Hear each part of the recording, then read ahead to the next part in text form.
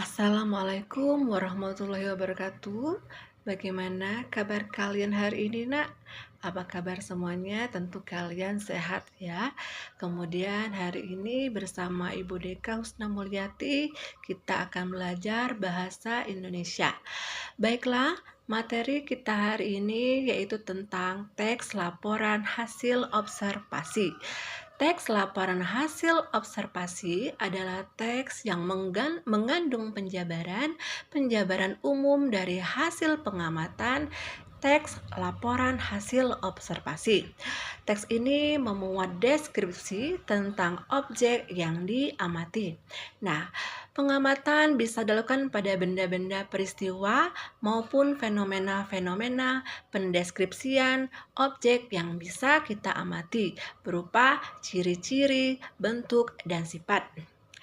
Baiklah, contoh dari teks laporan hasil observasi bisa kita lihat pada pengamatan objek, ya bisa pada saat di tempat atau di sekitar yang bisa kita amati. Kemudian di dalam teks laporan hasil observasi terdapat perbedaan antara topik dan gagasan. Bagaimana cara membedakannya? Kalau topik adalah ide pokok pembicara dalam teks karangan yang menggambarkan keseluruhan isi, dan kalau gagasan utama adalah inti pembicara yang ada dalam sebuah paragraf.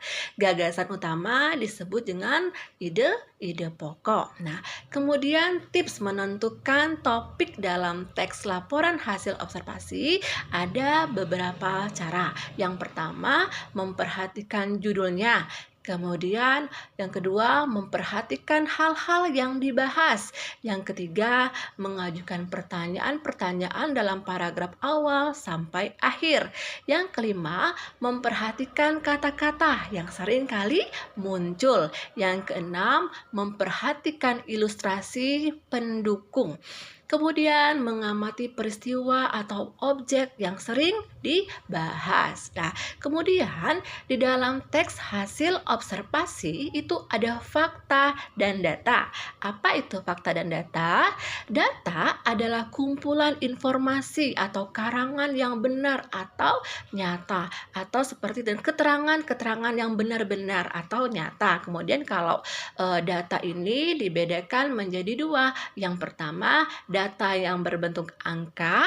Yang kedua, data yang berbentuk pendeskripsian atau penjabaran. Contohnya, bus yang dimiliki perusahaan Transjakarta itu berjumlah 45 bus atau 45 buah. Sedangkan